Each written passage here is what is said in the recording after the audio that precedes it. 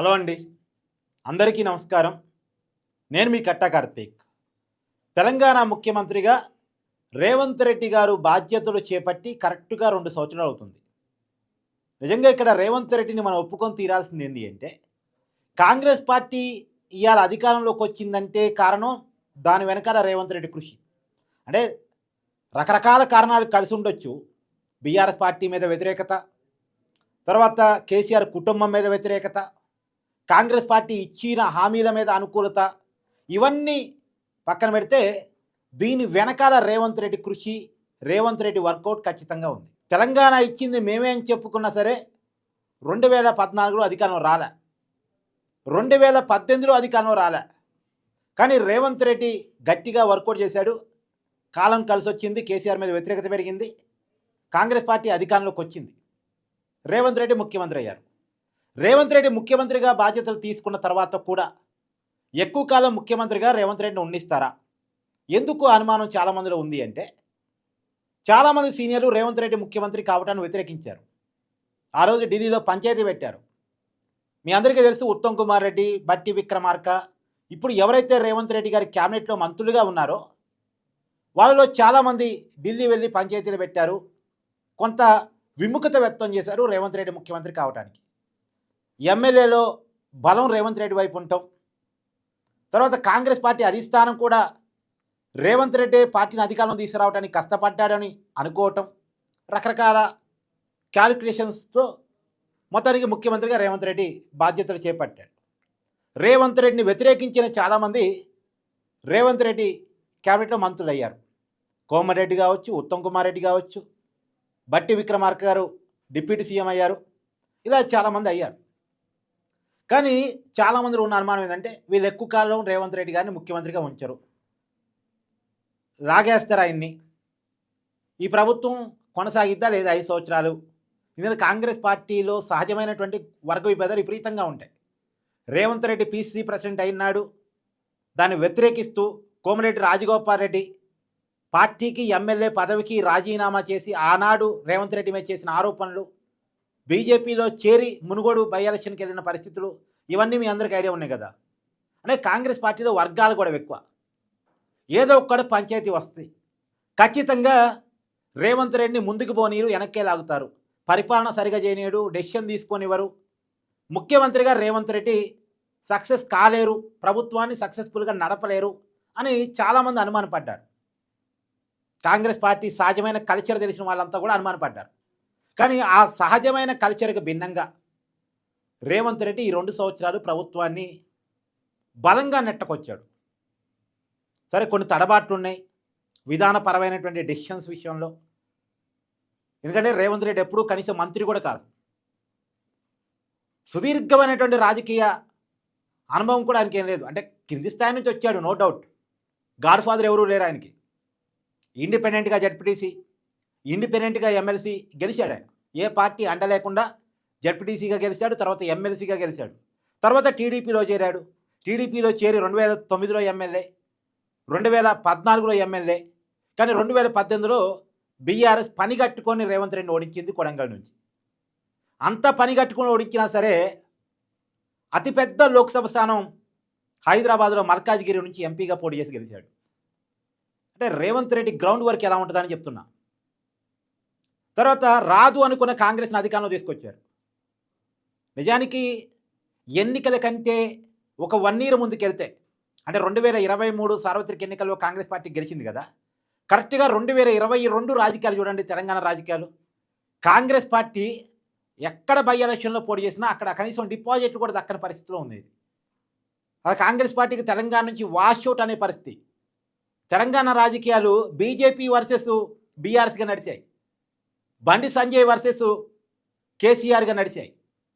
తర్వాత బండి సంజయ్ని బీజేపీ పార్టీ ఆయన అధ్యక్ష పదవి నుంచి తప్పించడం, రకరకాల కారణాలు, ఆ పార్టీలో ఉన్న విభేదాలు, దాన్ని రేవంత్ రెడ్డి ఎన్క్యాచ్ చేసుకుంటూ కాంగ్రెస్ పార్టీని దూకుడుగా ముందుకు తీసుకెళ్ళాడు. పోటీలో లేదనుకున్న కాంగ్రెస్ పోటీలోకి రావడమే కాదు, అధికారంలోకి వచ్చింది. దాని వెనకాల రేవంత్ రెడ్డి ప్లానింగ్ ఖచ్చితంగా ఉంది, స్ట్రాటజీలు ఖచ్చితంగా ఉన్నాయి.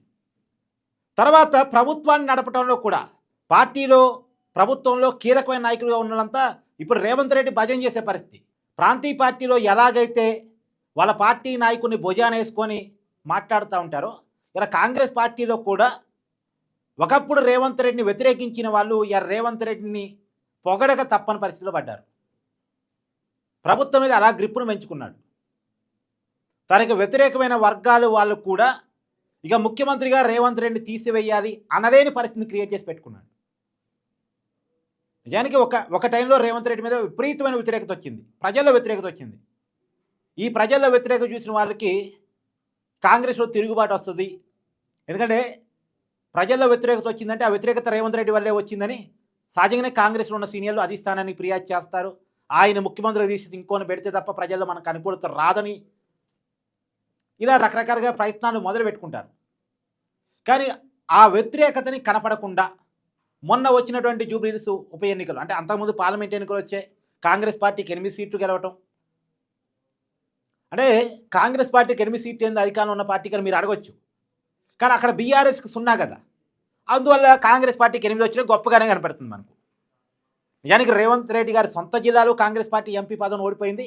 రేవంత్ రెడ్డి గారి సిట్టింగ్ స్థానం మల్కాజ్గిరిలో కాంగ్రెస్ పార్టీ ఎంపీ స్థానాన్ని ఓడిపోయింది. కానీ బీఆర్ఎస్కి ఒక్క స్థానం కూడా రాకపోవడం ఫలితంగా కాంగ్రెస్కి వచ్చిన 8 అనే అంకె పెద్దగానే కనపడుతుంది, బేసిక్గానే కనపడుతుంది. తర్వాత ఉప ఎన్నికలు వస్తాయి. సికింద్రాబాద్ కంటోన్మెంట్ స్థానంలో ఉప ఎన్నిక వచ్చింది. తర్వాత ఇక్కడ జూబ్లీహిల్స్లో ఉప ఎన్నిక వచ్చింది. ఈ 2 చోట్ల కూడా బీఆర్ సిట్టింగ్ స్థానాల్లో కాంగ్రెస్ గెలిచింది.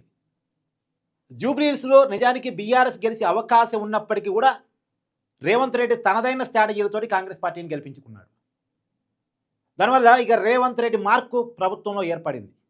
ఇప్పుడు తెలంగాణ గ్లోబల్ సమ్మిట్ పెట్టి, అంటే రేవంత్ రెడ్డి అభివృద్ధికి అనుకూలంగా లేడు, ఆయన ఏదో సంక్షేమ పథకాలను నమ్ముకొని ముందుకెళ్తున్నాడు, పరిపాలన చేత కావట్లేదు, హైదరాబాద్ బ్రాండ్ మీద పెంచలేకపోతున్నాడు, కంపెనీలు పెట్టుబడులు తీసుకురాలేకపోతున్నాడు అనే విమర్శ ఏదైతే ఉందో, అంటే ముందుగా తన మీద వచ్చినటువంటి ఒక్కొక్క విమర్శని తనకి పాజిటివ్గా మార్చుకోవడం కోసం ఏం చేయాలో స్ట్రాటజీగా తను ఫాలో అవుతున్నాడు. ఇలా తెలంగాణ గ్లోబల్ సమ్మిట్ పెట్టాడు. అసలు రేవంత్ రెడ్డి పెడితే ఎవడు వస్తాడులే, రేవంత్ రెడ్డిని ఎవరు లెక్క చేస్తాడులే అని చాలామంది అనుకున్నారు. కానీ ఉన్నంతలో బాగానే నడిపాడు. 5,75,000 కోట్ల రూపాయల పెట్టుబడులకి ఎంఓయూలు కుదినట్టు కాంగ్రెస్ పార్టీ లెక్కలు చెప్తా ఉంది, ప్రభుత్వం లెక్కలు చెప్తా ఉంది. సరే, ఈ రియాలిటీనా కదా పక్కన పెట్టండి, కానీ గ్లోబల్ సమ్మిట్ పెట్టడం, దాన్ని సక్సెస్ఫుల్గా నిర్వహించడం, ఎంతో కొంత ఒప్పందాలు జరిగినాయి అనేటువంటి ఒక ప్రచారాన్ని ముందుకు పెట్టడం. నిజానికి ఎంఓయూలు కుదరటం కంటే ప్రచారం ఇక్కడ చాలా కీలకం. రేవంత్ రెడ్డి ముఖ్యమంత్రి అయినప్పుడు సినిమా ఇండస్ట్రీలో ఎవరు కూడా రేవంత్ రెడ్డి ఏంది ముఖ్యమంత్రి ఏంది అనుకున్నారు. కానీ అదే సినిమా ఇండస్ట్రీ రేవంత్ రెడ్డి పొగుడుతూ ఉంది.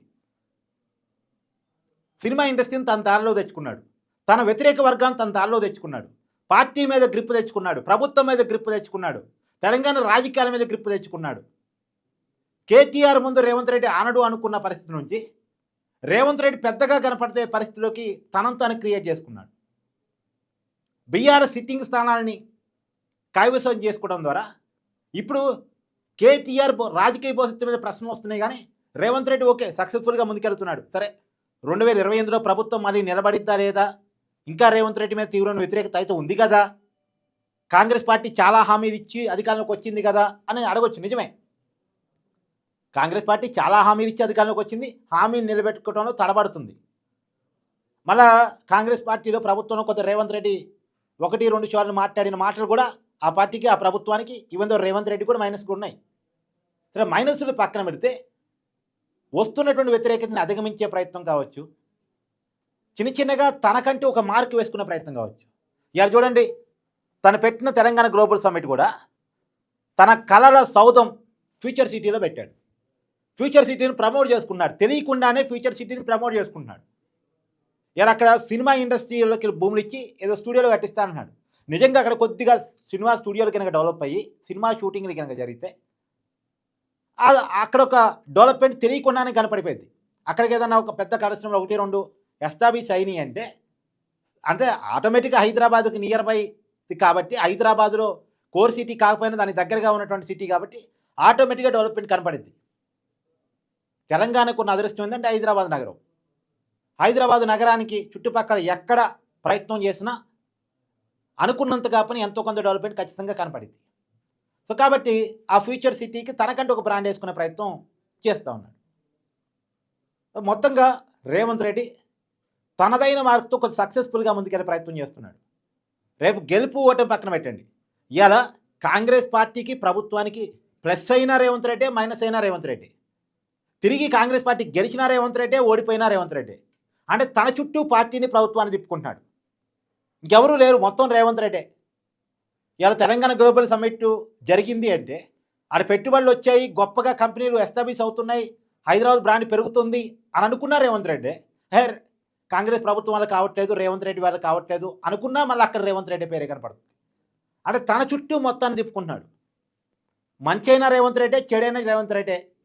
మొత్తానికి పార్టీ రేవంత్ రెడ్డే, ప్రభుత్వం రేవంత్ రెడ్డే అనుకునే కాడికి తన గ్రిప్పింగ్‌ని తెచ్చుకోగలిగాడు.